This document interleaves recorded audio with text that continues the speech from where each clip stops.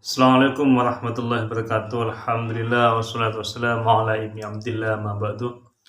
Para sahabat bisikan di langit yang dirahmati oleh Allah Subhanahu wa taala. Dimanapun kalian berada, semoga tetap dalam perlindungan Allah Subhanahu wa taala. Amin Allahumma amin.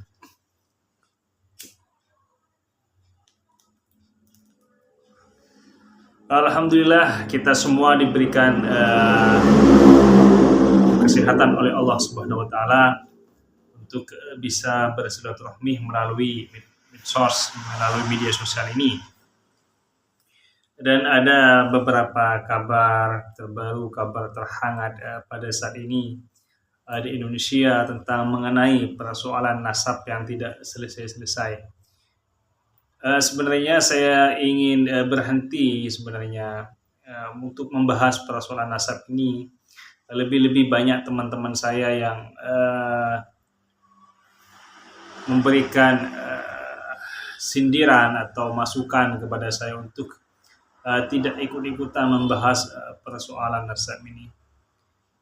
Karena mereka menganggap bahwa saya lebih condong kepada orang-orang pribumi yang tidak menerima terhadap imigran Yaman.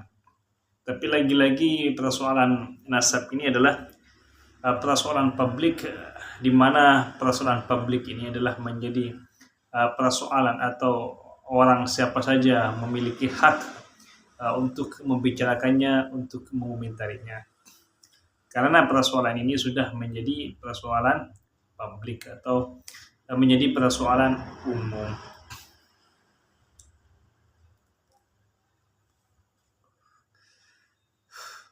Para sahabat bisikan dari langit yang dirahmati oleh Allah Subhanahu wa taala.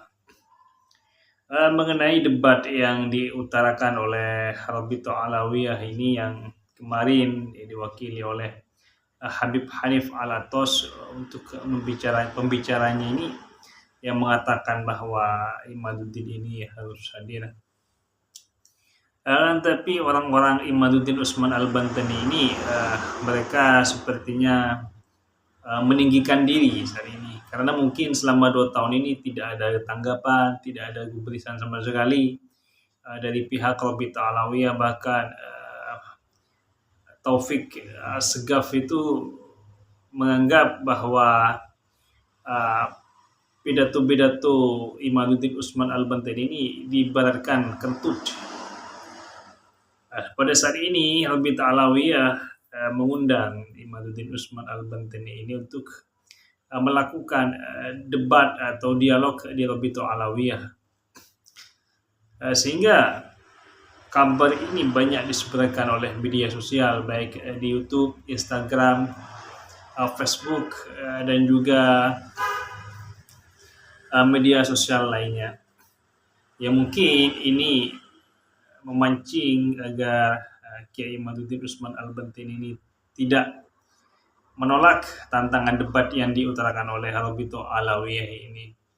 Sehingga kalau Imaduddin Usman ini tidak hadir pada debat ini, maka Lakob Al-Kaburi ini terus akan disematkan pada Imaduddin Usman Al-Bantani.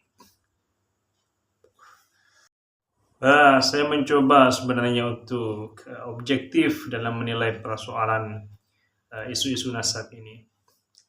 Kalau kita mengkaji atau menguji sebuah kebenaran atau sebuah kebenaran itu, maka biasanya diuji dengan 3 hal ini. Pertama adalah historis, kedua adalah yuridis, dan ketiga adalah filosofis. Pasti diukur dengan hal-hal seperti itu. Dulu tentang teori geliosentris dan heliosentris, tentang bagaimana bahwa yang dianggap oleh pihak gereja itu adalah bumi ini adalah pusat tata surya, bahwa matahari lah yang mengelilingi bumi, yang dikenal dengan teori geliosentris. Lalu kemudian hari seorang ilmuwan besar, seorang ilmuwan Itali yang bernama Galileo itu lahir membantah teori itu dengan teorinya yang dikenal dengan teori heliosentris, bahwa pusat tata surya itu adalah matahari, dan bumi lah yang mengelilingi matahari, dan semua planet-planet di dunia, di semesta ini mengelilingi matahari. Planet-planet yang seperti Saturnus, ya, Jupiter,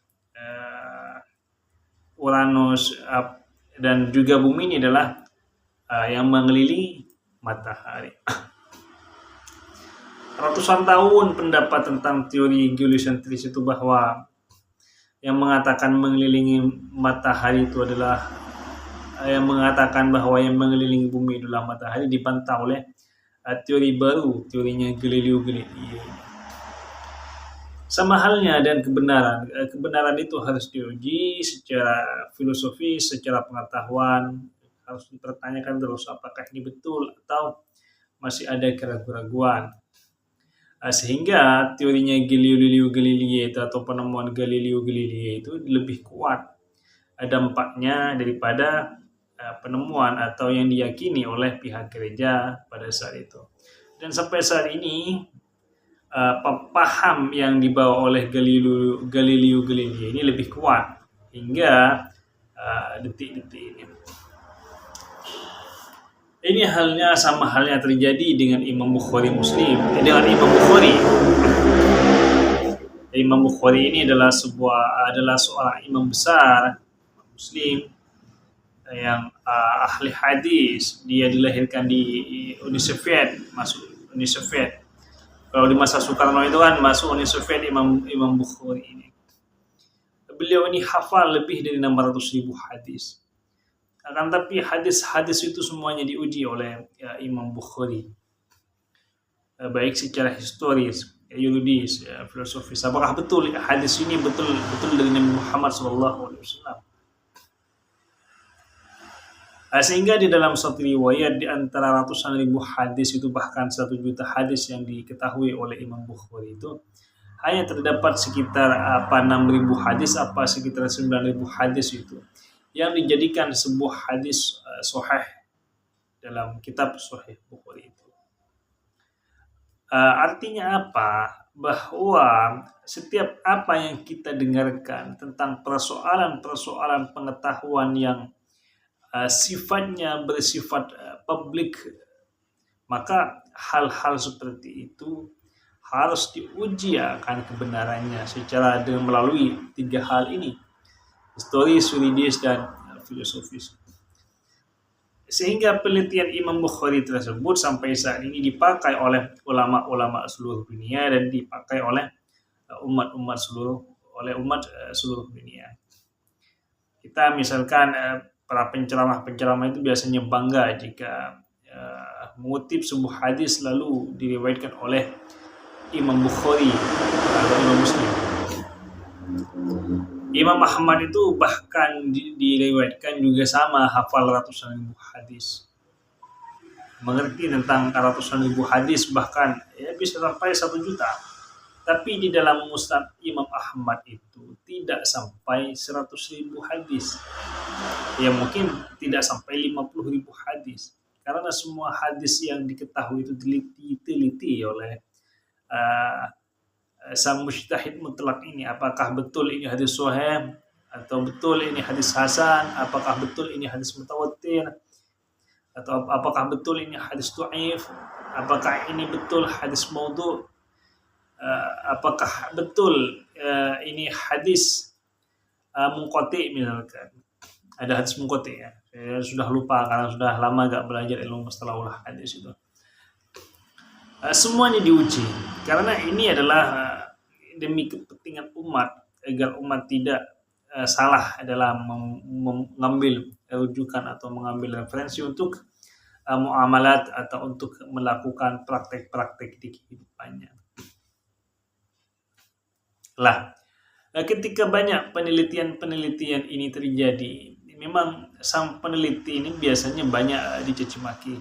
Jangan harap Imam Ahmad itu dalam perjuangannya, misalkan dalam bentrokan pikiran-pikiran dengan Mu'tazilah pada saat itu, jangan diharap Imam Ahmad itu orang yang aman pada saat itu. Bahkan beliau itu sering dipesu penjara, diberikan cambukan. Itu Imam Ahmad. Imam Bukhari juga sama, bahkan di waktu hidupnya banyak orang-orang yang membencinya, tidak hanya seorang raja yang diceritakan yang ingin anaknya untuk ngaji pada Imam Bukhari. Bukan hanya saja itu, banyak ulama-ulama yang menganggap bahwa Imam Bukhari ini telah keluar dari hal-hal kebiasaan dalam ilmu hadis. Akan tapi pada saat ini apa yang dilakukan oleh Imam Bukhari mampu menjadi rujukan atau referensi atau menjadi murajiah oleh umat Islam seluruh dunia saat ini. Lah, hal-hal seperti ini juga dilakukan oleh Imaduddin Usman Al-Bantani gitu kan. Ini saya mencoba untuk bersikap objektif, tidak ingin memihak, karena dianggap kalau benci terhadap kelompok Balawi itu dianggap kekuatan. Maka saya bersikap untuk tidak berpihak, lebih bersikap objektif. Akan tapi ketika Imaduddin Usman Al-Bantani melakukan banyak penelitian terhadap Ubaidillah, dan ketika menemukan bahwa selama 500 tahun itu kosong, bahwa tidak ada satupun kitab yang menulis tentang Ubaidillah, maka Imaduddin Usman Al-Bantani itu berani mengatakan bahwa nasab Habaib ini atau nasab Ba'alawi ini putus, karena dia bukan anaknya Isa al-Muhajir. Apakah Imaduddin Usman Al-Bantani ini salah ketika meneliti hal-hal seperti itu? Saya kira tidak salah, selagi di bawah ini tidak terjadi kegaduh-gaduhan, tidak menjadi penyebab tertumpahnya darah, tidak menjadi penyebab gonjang-ganjing dan fitnah-fitnah yang menyasar kemana-mana. Selagi itu adalah hasil penelitian, hasil ijtihad madhab atau ijtihad apa, maka Allah Subhanahu wa Ta'ala akan memberikan orang tersebut berupa pahala-pahala kebaikan. Idza hakamal hakimu fajtahada fa asaba falahu ajrani wa idza akhta'a falahu ajrun wahidun. Silakan kalau ada yang mau menyanggah, kalau misalkan salah silakan diluruskan. Idza hakamal hakim ini disebutkan dalam kitab Mukhtasarul Hadis An-Nabawi yang ditulis oleh Muhammad Ahmad Al-Hasmibi. Idza hakamal hakimu, jika hakim itu melakukan, idza hakamal hakim, jika hakim itu melakukan pengeluaran hukum, idza ijtahada fa asaba falahu ajrani, akan tapi dia berhati-hati. Jika ia benar, maka dia akan mendapatkan dua pahala. Wa idza akhta'a, dan jika dia salah, falahu ajrun wahidun, maka dia akan mendapatkan satu pahala. Akan tapi pada saat ini yang terjadi justru banyak konflik, saling serang bahkan secara pribadi.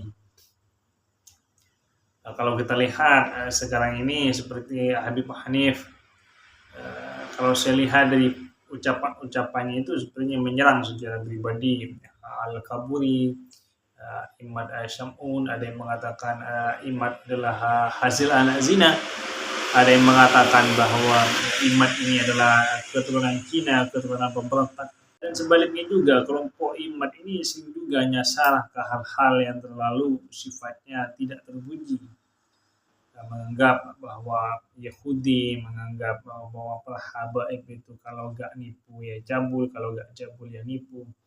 Ini kan saya kira adalah sebuah konflik yang harus tidak keluar dari mulut siapapun tentang kejelekan-kejelekan hal-hal seperti itu. Karena ranahnya ilmiah itu harus diselesaikan dengan ilmiah pula, bukan diselesaikan dengan persoalan-persoalan cacian, makian, maupun dengan hinaan. Ini kan pada akhirnya tidak produktif dalam perdebatan maupun dalam mentelaah kitab-kitab klasik, sehingga menimbulkan gesekan-gesekan dan perpecahan-perpecahan yang mampu menjadi penyebab terjadinya konflik yang begitu lama pada akhirnya.